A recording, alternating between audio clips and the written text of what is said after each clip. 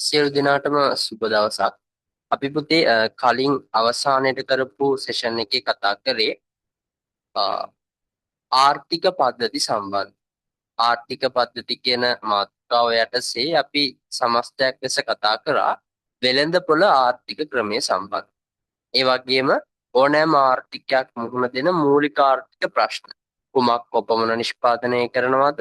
කෙසේ නිෂ්පාදනය කරනවද සහ කා සඳහා නිෂ්පාදනය කරනවද කියන ප්‍රශ්න. ඒ වගේම අපි අවසාන වශයෙන් කතා කරා පුතේ මේ ප්‍රශ්නවලට වෙළඳපොළ ආර්ථිකයක් විසඳුම් හොයන්නේ කොහොමද? වෙළඳපොළ ආර්ථිකයකට ආවේනික ලක්ෂණ මොනවාද? වෙළඳපොළ ආර්ථිකය මූලික ආර්ථික ප්‍රශ්න විසඳන්නේ කොහොමද? එහෙනම් ඒ සෙෂන් එකේ අවසාන කොටසට දැන් අපිට යන්න සිද්ධ වෙනවා. ඒ තමයි පුතේ ඉතුරු ආර්ථික පද්ධති දෙක වන විධානගත ආර්ථිකය සහ මිශ්‍ර ආර්ථික පද්ධතියක් කියන්නේ මොකක්ද? සහ ඒ පද්ධති දෙක පුතේ කොහොමද ආර්ථිකයේ මූලික ආර්ථික ප්‍රශ්න සඳහා විසඳුම සොයන්නේ? හරි. එහෙනම් ඔයගොල්ලෝ ගන්න මාතෘකාව විධානගත ආර්ථික පද්ධති. ගන්න පුතේ මාතෘකාව විධානගත ආර්ථික පද්ධති.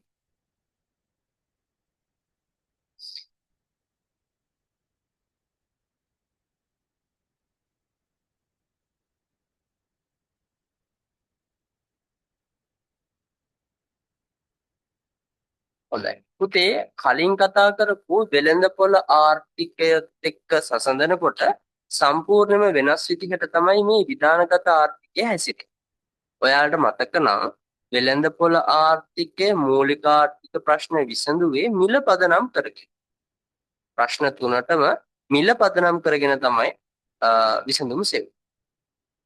නමුත් දැන් අපි විධානගත ආර්ථිකයට එනකොට පුතේ විධානගත ආර්ථිකයක් ක්‍රියාත්මක වන රටක් නම් ආර්ථිකයක් නම් එතනදී සුවිශේෂී වෙන්නේ නැත්නම් බලපෑම වැඩි රජයේ ක්‍රියාකාරීත්වය.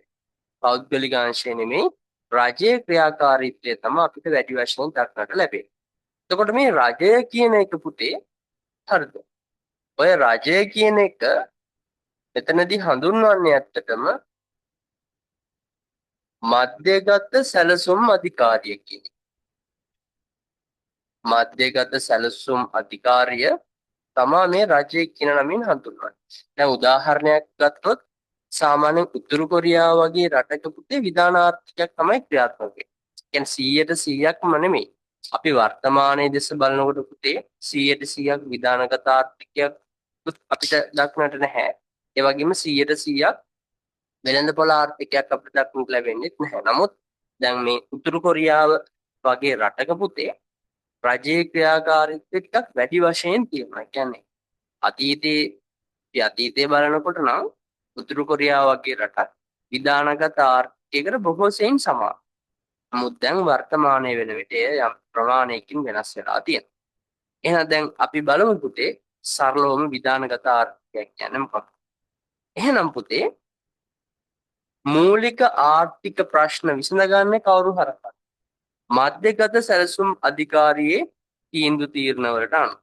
එහෙනම් මධ්‍යගත සැලසුම් අධිකාරියේ බලපෑම මත මැදිහත් වීම මත මූලික ආර්ථික ප්‍රශ්න විසඳන දේපල හිමිකම කවුරු සතුද? රජය සතු. දේපල හිමිකම රජය සතු ආර්ථික පද්ධතියකට අපි කියනවා විධානගත ආර්ථික පද්ධතියක් කියලා. පැහැදිලිද? රජය තමා ලොක්කමේ. රජයට ඕන විදියට තමයි හැමතේම කරන්නේ. හොඳද? එහෙනම් මධ්‍යගත සැලසුම් අධිකාරියේ මධ්‍යගත සැලසුම් අධිකාරියේ මැදිහත් වීම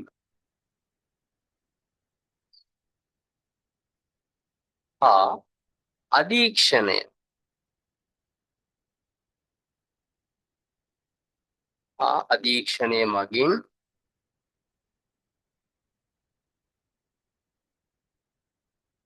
මූලික ආර්ථික ප්‍රශ්න මූලික ආර්ථික ප්‍රශ්න විසඳා ගනු ලබන මූලික ආර්ථික ප්‍රශ්න විසඳා ගනු ලබන දේපල හිමිකාරිත්වය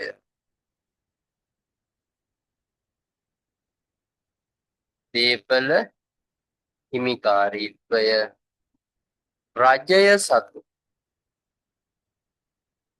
දේපල හිමිකාරීත්වය රජය සතු ආර්ථික පද්ධතිය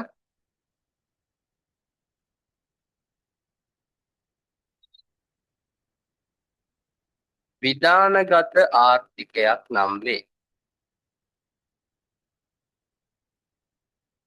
විධානගත ආර්ථිකයක් නම් වේ. එන මේ නිර්වචනයේ ඔයා දැන ගැනීම ප්‍රමාණ. දැන් ගන්න පුතේ අනුමාතෘකාව විධානගත ආර්ථික පද්ධතියක දැකිය හැකි ලක්ෂණ.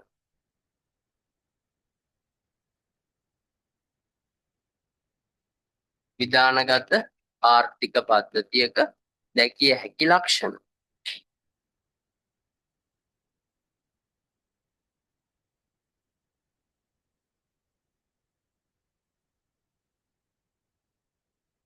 හරි. එහෙනම් පුතේ පළවෙනිම ලක්ෂණය තමයි මොකක්ද? අපි මේ කතා කරපු එක. මධ්‍යම සැලසුම් අධිකාරිය මධ්‍යම සැලසුම් අධිකාරිය මගින් මූලික ප්‍රශ්න විසඳනු ලබයි. මූලික ප්‍රශ්න විසඳනු ලබයි. කියන්නේ රජය තමයි පුතේ මූලික ආර්ථික ප්‍රශ්න විසඳන්නේ. දැන් මූලික ආර්ථික ප්‍රශ්න කියන්නේ මොකක්ද කියලා ඔයා දන්නවා. ඒ වගේම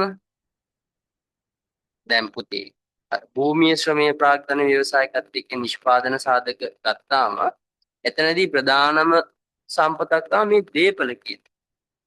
ඔතනදී ශ්‍රමය හැරුණාම right? මොකද විධානගත ආර්ථිකයේ වුණත් ශ්‍රමය කියන එක මිනිස්යන්ගේ වැඩ කොටස කියන එකට රජයේ ක්‍රියාකාරීත්වයට ගන්න බෑ. මිනිස්යන්ගේ ශ්‍රමයයිදී මිනිස්සු.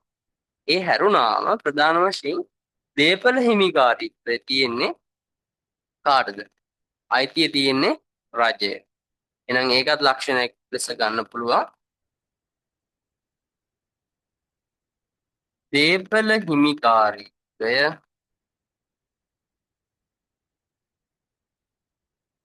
දේපල හිමිකාරීත්වය රජය සතු වේ.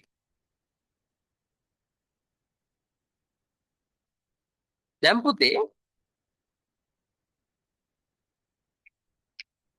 වෙළඳපොළ ආර්ථිකයක මූලික පරමාර්ථය උනේ ලාභේනේ. ලාභය පදනම් කරගෙන තමයි පෞද්ගලික අංශය කටයුතු කරන්නේ. නමුත් විධානගත ආර්ථිකයක එකෙන් රජය බොහෝ සෙයින් පදනම් කරගන්න පුතේ සමාජ සුබ සාධනයි. රජයේද ලාභ උපයනවට වඩා ප්‍රධානම අරමුණ සමාජ සුබ සාධන. එහෙනම් ඒකත් ලක්ෂණයක්. සමාජ සුබ සාධනය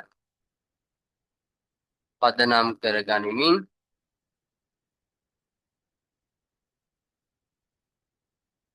සමාජ සුබ සාධනය පදනම් කරගනිමින් කටයුතු කරයි.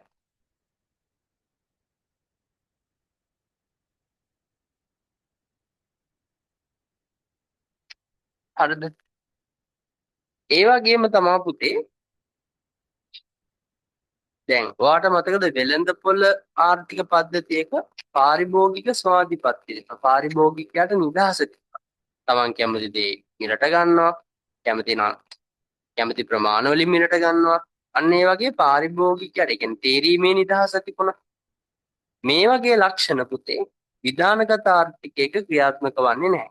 එහෙනම් අපි එකට කියනවා පාරිභෝගික ස්වාධිපත්‍යයක් දක්නට නැහැ. පාරිභෝගිකයාට ඕන දේ මිලට ගන්න බෑ. ඒතරම රජය තමයි ඒක තීරණය කරන්නේ. පැහැදිලිද? දැන් මේ හැම එකක්ම උති 100ට 100ක් ගන්න එපා. හරිද? මම ඔයාලට කිව්වා 100% විධානගත ආර්ථිකයක් ලෝකෙ කොහෙවත් නැහැ. විධානගත ආර්ථිකයකට ටිකක් ළඟින් යන ඒවා තියෙන්න පුළුවන්. ඒ කියන්නේ මේ බොහෝ සෙයින් තද ඒවා තියෙන්න පුළුවන්. 100%ක්ම කියලා අපිට ගන්න බෑ.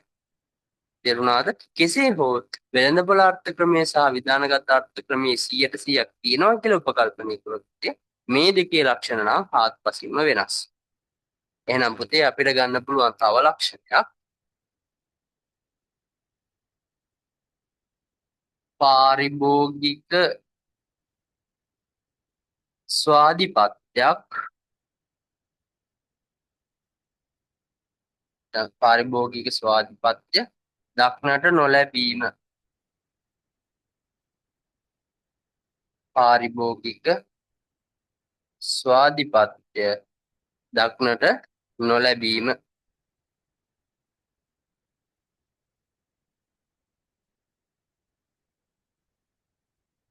ඒ වගේම තේරීමේ නිදහසක් නොමැති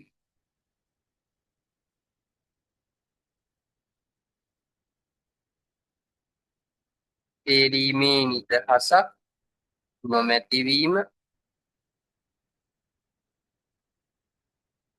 වෙළෙඳපොළ තරඟකාරී නොවීම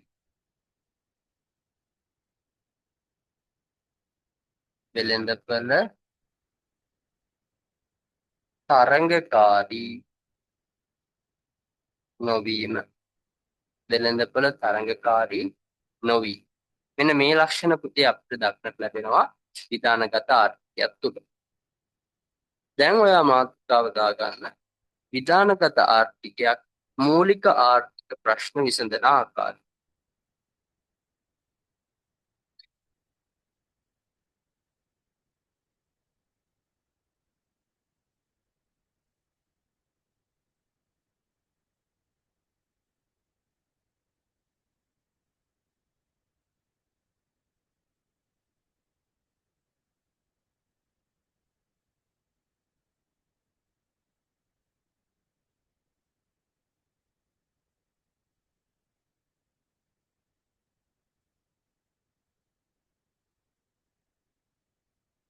විධානගත ආර්ථිකයක්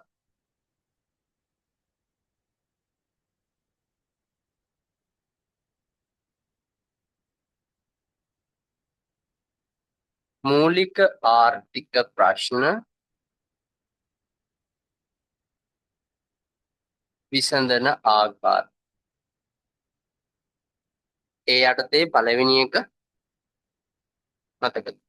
කුමක් හදන්නේ මොකක්ද ඕනනම් කුමක් කොපමණ නිෂ්පාදනය කරනවා.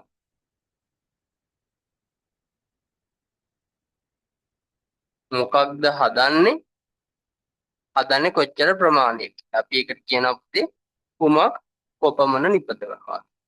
දැන් අපි දන්නවා විධානගත ආර්ථිකයක් කොහොමද ඕනම ප්‍රශ්නයක විසඳුම් සොයන්නේ? මධ්‍යගත සැලසුම් අධිකාරියේ තීරණ අනුව. මෙතනදී පුතේ කුමක් නිෂ්පාදනය කරනවාද කියන එකට උත්තරේ තමයි මම ඔයාලට කලින් කිව්වා. සමාජ සුබ සාධනය පදනම් කරගෙන තමයි භාණ්ඩ හා සේවා නිපදවන්නේ. දැන් වෙළඳපොළ ආර්ථිකයක් නම් ලාභය පදනම් කරගන්නවා කියවනේ. ඒ කියන්නේ පුතේ වැඩි ක්‍රය ශක්තියක් තියෙන පාරිභෝගික කණ්ඩායම තමයි ඒගොල්ලෝ බේස් කරගන්නේ. ඒ නිසා ඒ කට්ටියව ටාගට් කරගෙන භාණ්ඩ නිෂ්පාදනය කරලා ඉහළ ආදායම් ලබනවා. නමුත් විධානගත ආර්ථිකයක් ලාභය පදනම් කරගන්නේ නැහැ. සමාජ සුබ සාධනය පදනම් කරගෙන තමයි භාණ්ඩ හා සේවා නිෂ්පාදනය කරන්නේ. කුමන පාරිභෝගික කණ්ඩායම කියන්නේ පොදුවේ යහපත සැලසීම උදෙසා තමයි පුතේ මේ ප්‍රශ්නයට විධානගත ආර්ථිකයක් මැදිහත් වන්නේ. හරි.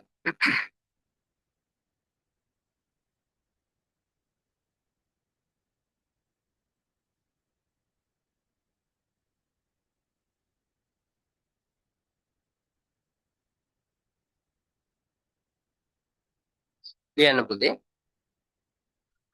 විධානගත ආර්ථිකයක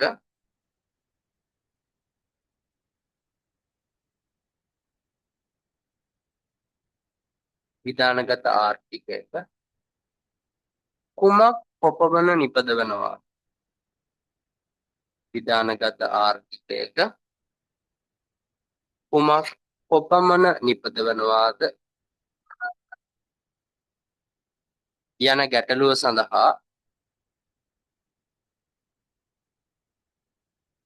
කුමක් කොපමණ නිපදවනවාද යන ගැටලුව සඳහා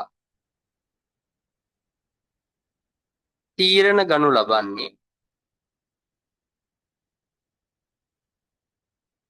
මධ්‍යගත සැලසුම් අධිකාරියයි. මධ්‍යගත සැලසුම් අධිකාරියයි.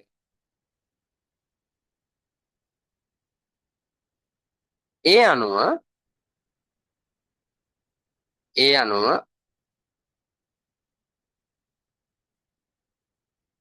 අනුව සමාජයේ වැඩි අවශ්‍යතාවයක් සහිත සමාජයේ වැඩි අවශ්‍යතාවයක් සහිත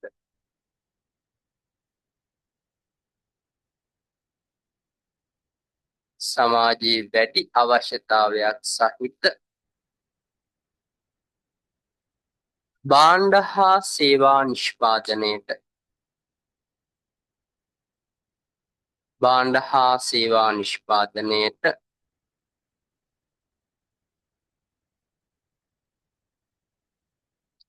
මූලිකත්වය දෙනු ලබයි. මූලිකත්වය දෙනු ලබයි.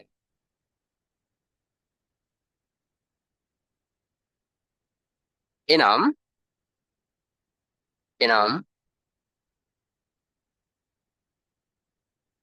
සමාජ සුබ සාධන සමාජ සුබ සාධනය මත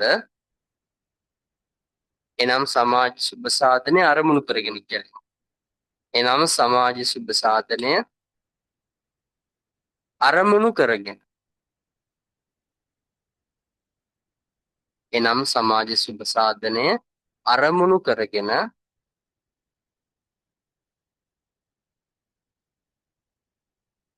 භාණ්ඩ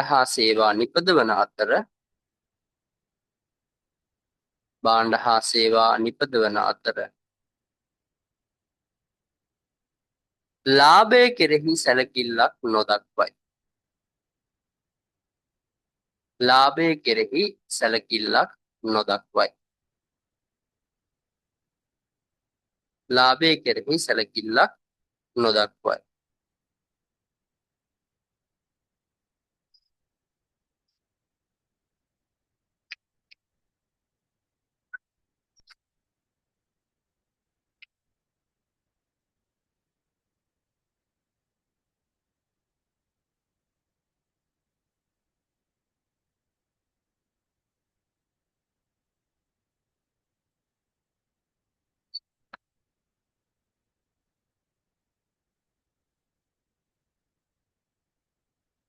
හරි.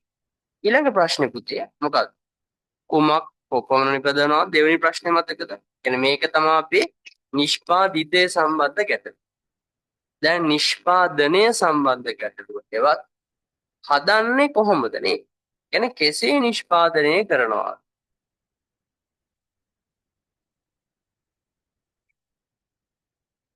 කෙසේ නිෂ්පාදනය කරනවා? හදන්නේ කොහොමද? අපි හිතමුකෝ දැන් පළවෙනි ප්‍රශ්නෙන් උත්තරය අපි හදන්නේ x කියන භාණ්ඩය. හරිද?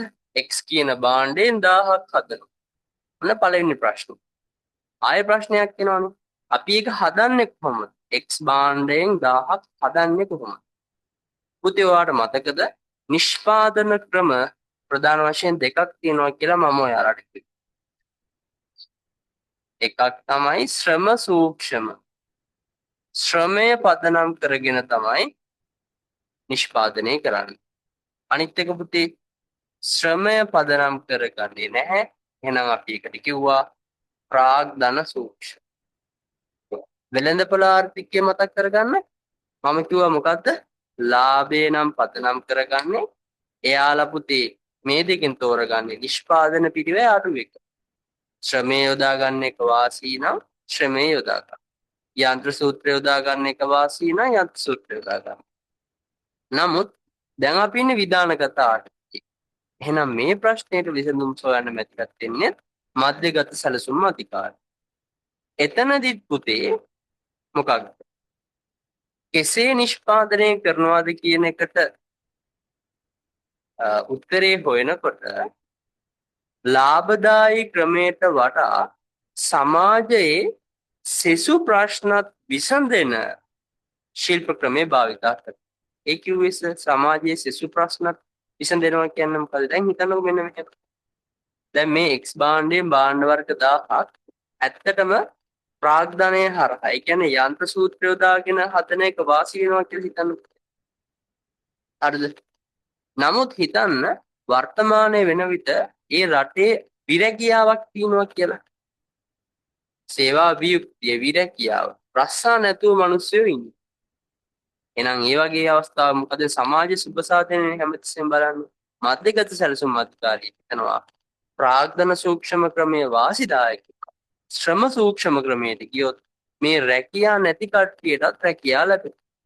නිෂ්පාදනයක් වෙනවා රැකියා නැති කට්ටියට රැකියා ලැබෙනවා. අන්න ඒ වගේ සමාජයේ සෑම ගැටලුවක්ම විසඳෙන ආකාරයේ නිෂ්පාදන ක්‍රමයේ තෝරගන්න තමයි විධානගත ආර්ථිකයක් කටයුතු කරන්නේ.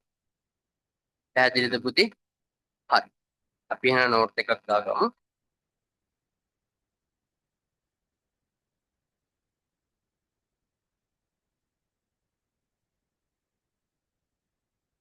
කියන්න විධානගත ආර්ථිකයක විධානගත ආර්ථිකයක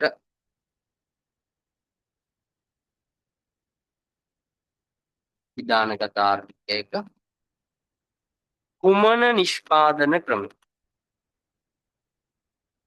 විධානගත ආර්ථිකයක කුමන නිෂ්පාදන ක්‍රමය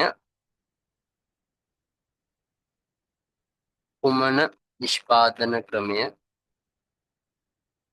භාවිතා කරන්නේද යන්න කුමන නිෂ්පාදන ක්‍රමය භාවිතා කරන්නේද යන්න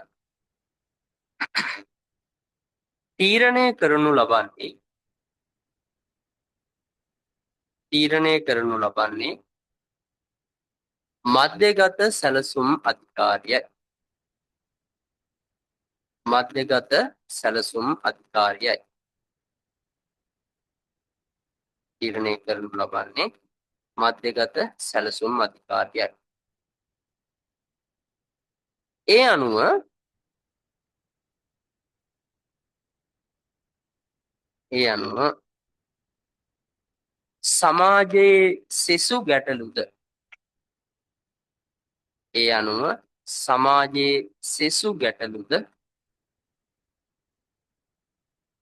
ඒ අනුව සමාජයේ සෙසු ගැටලුද निराकरණය කර හැකි. ඒ අනුව සමාජයේ සෙසු ගැටලුද निराकරණය කළ හැකි ශිල්ප ක්‍රමයක් සෙසු ගැටලුද निराकරණය කළ හැකි ශිල්ප ක්‍රමයක් තෝරා ගනු ලබයි. ශිල්ප ක්‍රමයක් තෝරා ගනු ලබයි. උදාහරණ ලියන්න.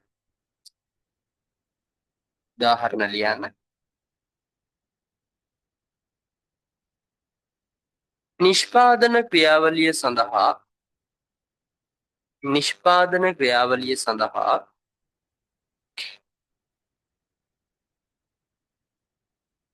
ප්‍රාග්ධන සූක්ෂම නිෂ්පාදන ක්‍රියාවලිය සඳහා ප්‍රාග්ධන සූක්ෂම ක්‍රමයක් භාවිතා කිරීම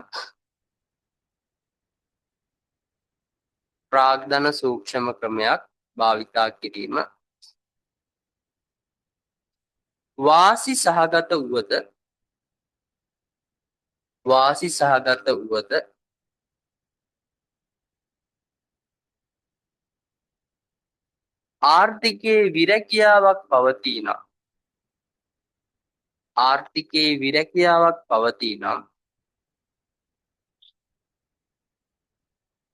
ආර්ථිකයේ විරැකියාවක් පවතී නම් එම ප්‍රශ්නයටද විසඳුම් සෙවීම පිණිස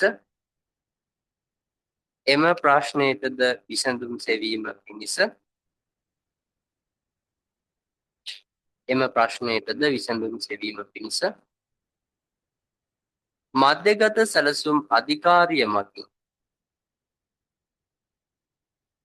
මධ්‍යගත සැලසුම් අධිකාරිය මකින්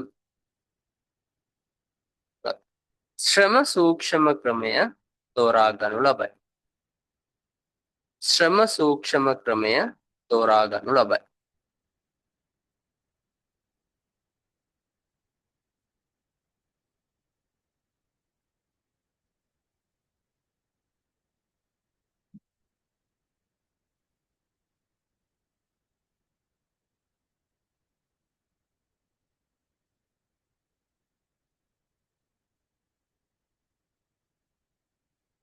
හරි.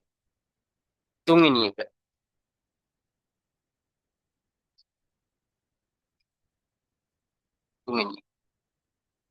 කවුරුන් සඳහා නිෂ්පාදනය කරනවා?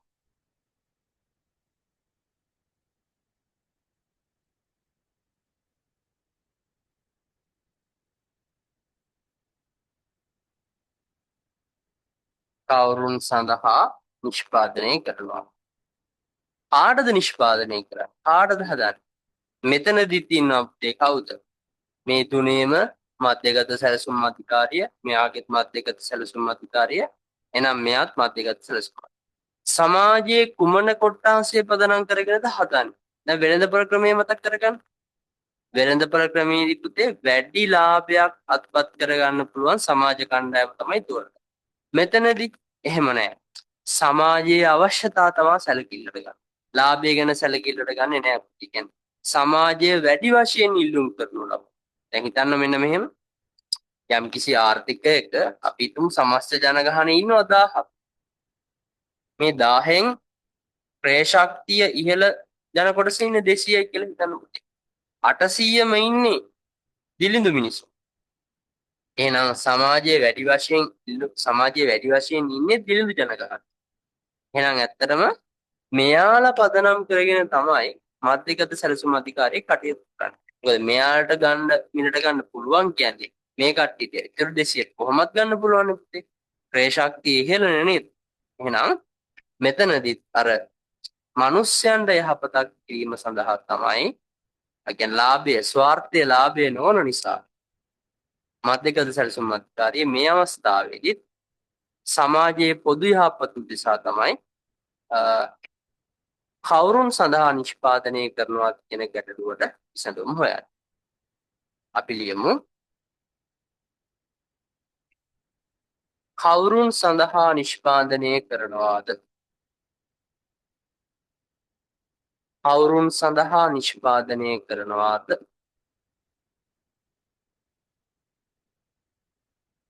යන ගැටලු. කවුරුන් සඳහා නිෂ්පාදනය කරනවාද යන ගැටලුව විසඳීම සඳහාද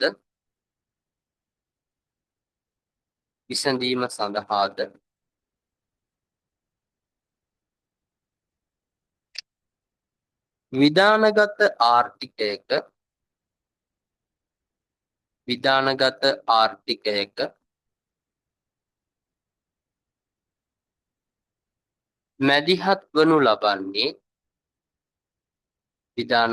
ආර්ථිකයක මැදිහත් වනු ලබන්නේ මධ්‍යගත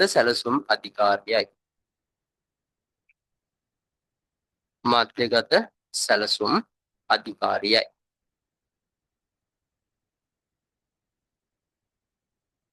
ඒ අනුව ලාභය මත පදනම් නොවි.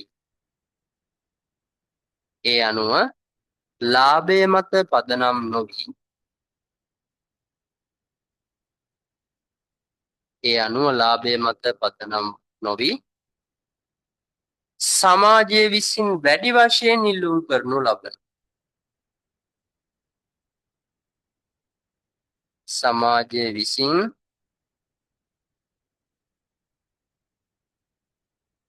වශයෙන් ඉල්ලුම් කරනු ලබන සමාජය විසින් වැඩි වශයෙන් ඉල්ලුම් කරනු ලබන භාණ්ඩ හා සේවා නිපදවීම සඳහා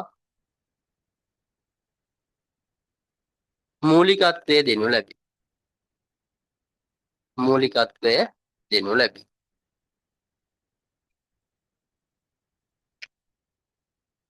හරි. එහෙනම් ඔය කතා කරලා අවසන් වෙන්නේ පුතේ විධානගත ආර්ථික. දැන් අපි යන්න ඕන මිශ්‍ර ආර්ථිකයේ පදනම් කරගන්න. එහෙනම් ලියා ගන්න මිශ්‍ර ආර්ථික පද්ධති.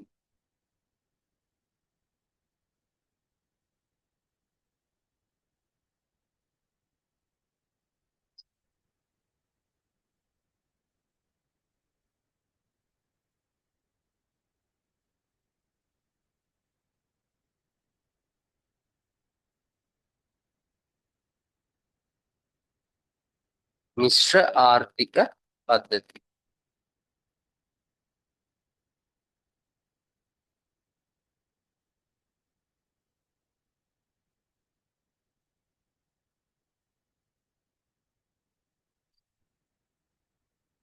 right? මිශ්‍ර ආර්ථික පද්ධති. මික්ස් ඉකොනොමි එක. දැන් මේ වගේ අවස්ථාවක පුතේ වෙළඳපොළ ආර්ථිකය සහ විධානගත ආර්ථිකය දෙකම එකතු වෙනවා කියන්නේ ඒ දෙකේම ලක්ෂණ එනවා. දෙකේම ලක්ෂණ එනවා කියන්නේ පුතේ වෙළඳපොළ ආර්ථිකයක කවුද හිටියේ? වෙළඳපොළ ආර්ථිකයක හිටියේ පෞද්ගලිකාංශ. හරිද? වෙළඳපොළ ආර්ථිකයක හිටියේ පෞද්ගලිකාංශ. විධානගත ආර්ථිකයේ හිටියේ කවුද? රාජ්‍යාංශය. ඒ කියන්නේ පුතේ මේ දෙන්නගේම ක්‍රියාකාරීත්වය මික්ස් වෙලා තියෙනවා නම් අන්න අපි ඒකට කියනවා මිශ්‍ර ආර්ථික පද්ධතියක් කියලා. හරිද?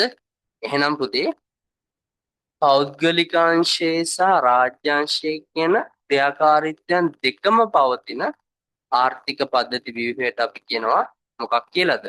මිශ්‍ර ආර්ථිකයක් කියලා. පැහැදිලිද? හරි. ඒ කියන්නේ මූලික ආර්ථික ප්‍රශ්න විසඳන්න පුතේ පෞද්ගලිකාංශයත් යම් තාක් දුරකට මැදිහත් වෙනවා, රාජ්‍යාංශයත් යම් තාක් දුරකට මැදිහත්. පැහැදිලිද? හරි. ලියන්න.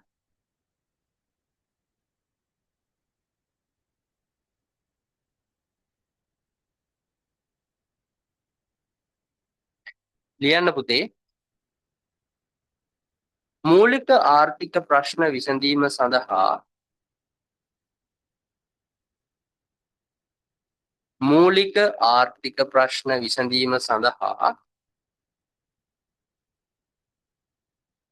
මූලික ආර්ථික ප්‍රශ්න විසඳීම සඳහා මූලික ආර්ථික ප්‍රශ්න විසඳීම සඳහා පෞද්ගලික අංශය මෙන්ම පෞද්ගලික අංශය මෙන්ම පෞද්ගලික අංශය මෙන්ම රාජ්‍ය අංශයද පෞද්ගලික අංශය මෙන්ම රාජ්‍ය අංශයද දක්නට ලැබෙන ආර්ථික පද්ධති දක්නට ලැබෙන ආර්ථික පද්ධතිය මිශ්‍ර ආර්ථික පද්ධතියක් නම් වේ. මිශ්‍ර ආර්ථික පද්ධතියක් නම් වේ. මිශ්‍ර ආර්ථික පද්ධතියක් නම් වේ.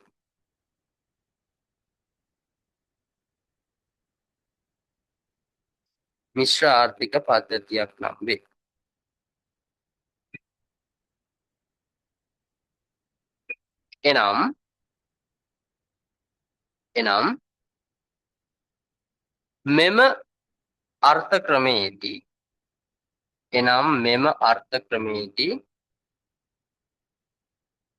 එනම් මෙම අර්ථ ක්‍රමයේදී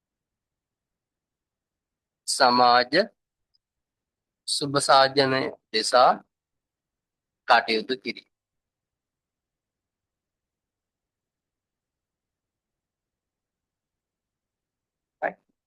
ඒ වගේම පුතේ මෙතන තේරීමේ නිදහස යම් තාක් දුරකට පවතිනවා.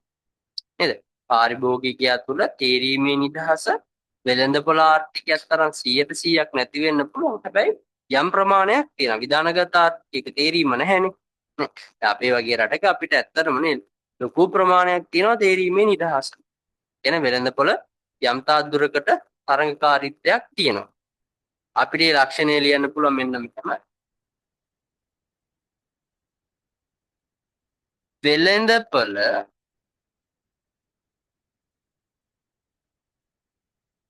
සැලකිය යුතු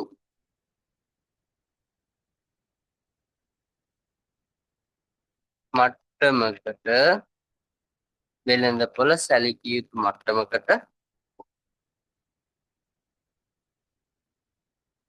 තරඟකාරී වීම හා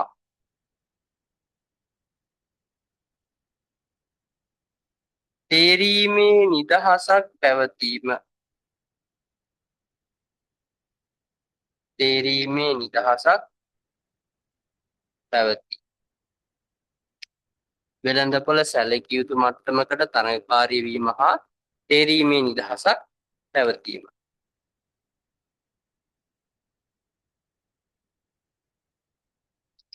ඊගාවට පුතේ සේවා නියුක්තියට පෞද්ගලිකාංශය සහ රාජ්‍යාංශය දෙකම මැදිහත් වෙනවා. කියන්නේ සේවකයෙකු ගත්තොත් පෞද්ගලිකාංශයේ සේවකයෙක් ඉන්නවා, රාජ්‍යාංශයේ සේවකයෙකු ඉන්නවා. රාජ්‍යයත් කට්ටියක් ප්‍රදානවා, පෞද්ගලිකාංශයත් තව කට්ටියක් ප්‍රදානවා.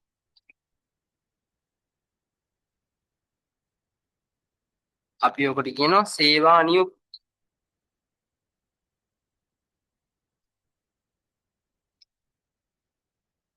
සේවා නියුක්තිය සඳහා පෞද්ගලික අංශය මෙන්ම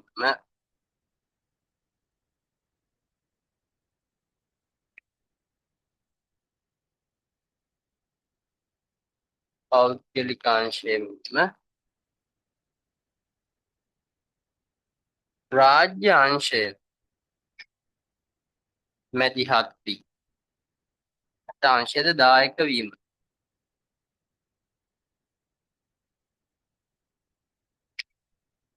right. දැන් අපිට ඊළඟට කතා කරන්න තියෙන්නේ පුතේ මිශ්‍ර ආර්ථිකයක් කොහොමද මූලික ආර්ථික ප්‍රශ්න විසඳන්නේ කියලා නේද? මිශ්‍ර ආර්ථිකයක් කොහොමද මූලික ආර්ථික ප්‍රශ්න විසඳන්නේ? අපිට තියෙන ওই ගැටලුව. දැන් හිතන්න ඔය පිළිතුරක් ගොඩනගා ගන්න. පළවෙනි ප්‍රශ්නේ මොකක්ද?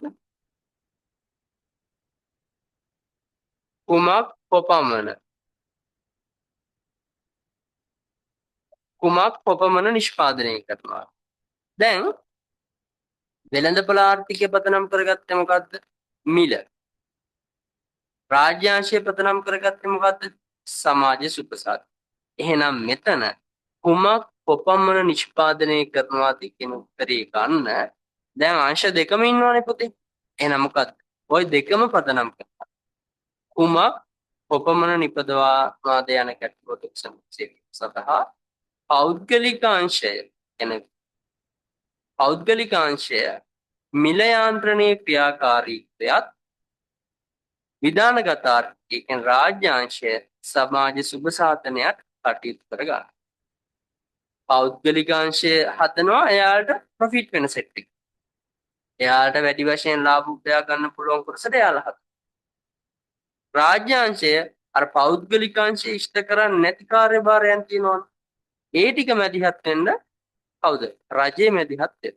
එහෙනම් පුතේ පිළිතුරක් ගොඩනැගුවොත් මිශ්‍ර ආර්ථිකයක කුමක් කොපමණ නිපදවනවාද කියන ගැටලුවට උත්තර හොයන්නේ කොහොමද?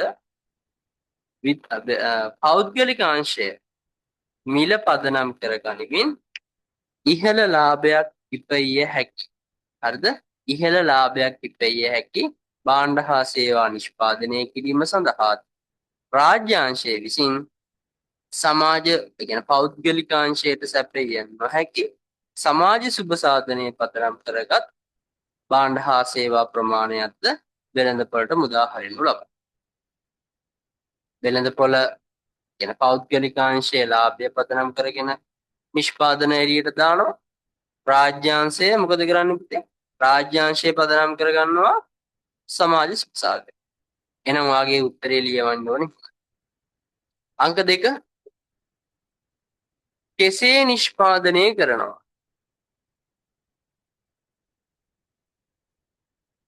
කෙසේ නිෂ්පාදනය කරනවා? කෙසේ නිෂ්පාදනය කරනවා? ඒ කියන්නේ අපි මේකට කිව්වා නිෂ්පාදනය පිළිබඳ. දැන් එනම් ආයෙ හිතන්න. පෞද්ගලික අංශය ඔවුන්ට නිෂ්පාදන පිරිවැය අවම වේ. ප්‍රාග්ධන ක්‍රමයෙන්ද, ප්‍රාග්ධන සූක්ෂම ක්‍රමයෙන්ද, ශ්‍රම සූක්ෂම ක්‍රමයෙන්. ওই දෙක අතරින් පිරිවැය අඩු එක තෝරගන්න. එහෙනම් පුතේ උත්තරේ ගොඩනගන්නේ කොහොමද? මිශ්‍ර ආර්ථිකයක කෙසේ නිෂ්පාදනය කරනවාද යන ගැටලුවට විසඳුම් සෙවීම සඳහා පෞද්ගලික අංශය සහ රාජ්‍යාංශය යන අංශ දෙකම මැදිහත් වේ. පෞද්ගලික අංශය විසින් ශ්‍රම සූක්ෂම හා ප්‍රාග්ධන සූක්ෂම ක්‍රම දෙක අතරින් අඩු පිරිවැයක් සහිත එවත් ඉහළ ආදායමක්, ඉහළ ලාභයක් ලැබිය හැකි නිෂ්පාදන ශිල්ප ක්‍රමයේ තෝරා ගන්නා අතර රාජ්‍ය අංශය විසින් පොදු යහපත උදෙසා ගැටලු වලට විසඳුම් සපුරාලිය හැකි පරිදි නිෂ්පාදන ක්‍රමය තෝරා ගනු ලබයි. අර මං කිව්වේ වෙළඳපොළ ආර්ථික පද්ධතිය ඒගොල්ලන්ට පුළුවන් විදියට නිෂ්පාදනය කරනවා. සමහරකට ඒගොල්ලොත් පුතේ රස්සා දෙනවා. එයාට අවශ්‍ය විදියට තමයි නිෂ්පාදිතය තීරණය කරන්නේ, මිල තීරණය කරන්නේ. ඔන්නෝම යනවා. ඒ අතරින් රජයත් මොකද කරන්නේ? රජයත් පුතේ අර මම අර කලින් කිව්වේ සේවා වියුක්තියක් තියෙනවා. රස්සා නැතුව ඉන්නවා නම් දැන් හිතන්න පෞද්ගලික අංශයේ බස් රථ තියෙනවා. රජය මොකද කරන්නේ? රජයේ බස් ටිකකුත් දාලා රැකියා නැති අය ඉන්නවා නම් එයාලා ඩ්‍රයිවර්ස්ලා විදිහට කොන්දොස්තරලා විදිහට. එහෙනම් රාජ්‍යාංශය විසින් මොකද කරන්නේ පුතේ? රාජ්‍යාංශය සමාජ සුබ සාධනය පදනම් කරගනිමින් සියලුම ආකාරයේ ගැටලු වලට විසඳීම් දිය හැකි පරිදි ශිල්ප ක්‍රමයක් තෝරා ගන්න. තුන්වෙනි එක. කවුරුන් සඳහා නිෂ්පාදනය කරනවා. එහෙනම් පුතේ කවුරුන් සඳහා නිෂ්පාදනය කරනවා? ආයෙන් වෙළඳපොළ මොකද කරන්නේ? ඔවුන්ට ඉහළ ලාභයක් ලැබිය හැකි ඉහළ ක්‍රය ශක්තියක්. හැමතිස්සෙම මොකද මේ ක්‍රය ශක්තිය කියලා කියන්නේ? මිලදී ගැනීමේ හැකියාව වැඩි. කියන්නේ ඉහළ ආදායම් තියෙන කට. වෙළඳපොළ ආර්ථිකයක් ඉහළ ක්‍රය ශක්තියක් ඇති හෙවත් ඉහළ ආදායමක් ලබාගත හැකි පාරිභෝගික කොට්ටාසයේ පදනම් කරගනිමින් නිෂ්පාදනය සිදු කරන අතර රාජ්‍යාංශය විසින් සමාජයක් වැඩි වශයෙන් ඉල්ලුම් කරනු ලබන භාණ්ඩ හා සේවා නිෂ්පාදනයට හෙවත් පොදු යහපත උදෙසා භාණ්ඩ හා සේවා නිෂ්පාදනය කරනු ලබයි. ඔන්න පුතේ ඔයාලට දැන් පුළුවන් වෙන්න ඕන නෝට් එකක් හදාගන්න. පැහැදිලිද? මේ කියන්නේ අර ලක්ෂණ දෙක මේක එකතු කරලා ලියුවා නම් හරි. එහෙනම් පුතේ අපි මේ පාඩමෙත් කතා කරේ මොකක්ද? ප්‍රධානම එකක් තමයි මූලික ආර්ථික ප්‍රශ්න. කොපමණ නිෂ්පාදනය කරනවද? කෙසේ නිෂ්පාදනය කරනවද? කවුරුන් සඳහා නිෂ්පාදනය කරනවද? ඊට පස්සේ අපි කතා කරා ආර්ථික පද්ධති. ආර්ථික පද්ධති කියන්නේ මොකක්ද? ඕනෑම ආර්ථිකයක් පොදුවේ මුහුණ දෙන ප්‍රශ්න. ඒ කියන්නේ මොනවද? මෙන්න මේ ප්‍රශ්න තුන. විසඳීම් සෙවීම සඳහා තීරණ ගන්න විසඳීම සඳහා මේ කට්ටිය ඒක රාශී වෙලා ඉන්නවා කණ්ඩායමක්. එහෙනම් මේ කණ්ඩායමට අපි කිව්වා ආර්ථික පද්ධතියක් කියලා. ඊට පස්සේ මේ ආර්ථික පද්ධතිය අපි බෙදා දැක්වපුතේ යම් යම් නිර්ණායක පදනම් කරනවා. එකක් තමයි දේපල හිමිකාරීත්වයේ කාටද තියෙන්නේ? පෞද්ගලික අංශයටද රාජ්‍යාංශයට? දෙවෙනි එක මූලික ආර්ථික ප්‍රශ්න විසඳීම සඳහා යාන්ත්‍රණය ලෙස ක්‍රියා කරන්නේ කවුද? කියන්නේ මිල සංඥා පදනම් කරගෙන කරනවද? මිල යාන්ත්‍රණයෙන් තීරණ ගන්නවද? මධ්‍යගත සැලසුම් අධිකාරියෙන් තීරණ. අන්තිමේට හිඟ සම්පත් බෙදා වෙන් කරන්නේ කාටද? ඉහළ ලාභයක් ලැබිය හැකි කොටසටද? සමාජ සුබ සාධනයක් අත්පත් කරගත හැකි කොටසට. මෙන්න මේ නිර්ණායක පදනම් කරගනිමින් අපි ආර්ථික පද්ධති ප්‍රධාන වශයෙන් කොටස් තුනකට බෙදුවා. මොකද්ද? වෙළඳපොළ ආර්ථිකය, විධානගත ආර්ථිකය සහ මිශ්‍ර ආර්ථිකය. ඒ වගේම පුතේ ඔය තුනේ ලක්ෂණ අපි කතා කරා. වෙළඳපොළ ආර්ථ ක්‍රමයක ලක්ෂණ, විධානගත ආර්ථ ක්‍රමයක ලක්ෂණ සහ මිශ්‍ර ආර්ථිකයක ලක්ෂණ. ඒ වගේම පුතේ මම ඔයාලට වෙන වෙනම කියලා දුන්නා මේ එක් ආර්ථික පද්ධතියක් විසින් කුමක් කොපමණ නිෂ්පාදනය කරනවාද යන ගැටලුවට විසඳුම හොයන්නේ කොහොමද? කෙසේ නිෂ්පාදනය කරනවාද කියන එකට විසඳුම හොයන්නේ කොහොමද? සහ කවුරුන් සඳහා නිෂ්පාදනය කරනවාද කියන එකට විසඳුම සොයන්නේ කොහොමද? එහෙනම් පුතේ මේ තමයි අපේ රෙකෝඩින් සෙෂන් එකේ නම්බර් එක ගත්තොත් 4 වෙනි රෙකෝඩින් එකේ B කොටස. ඒක තමයි අවසාන වෙන්නේ. එහෙනම් ඔයාලට මම දැන් අරන් එන්න තියෙන්නේ 5 වෙනි රෙකෝඩින් එක. ඒක තමයි පුතේ වැදගත්ම පාඩම. ඉල්ලුම සැපයීම සහ වෙළඳපොළ සමතුලිතය. එහෙනම් ඊළඟ රෙකෝඩින් එකේදී හම්බ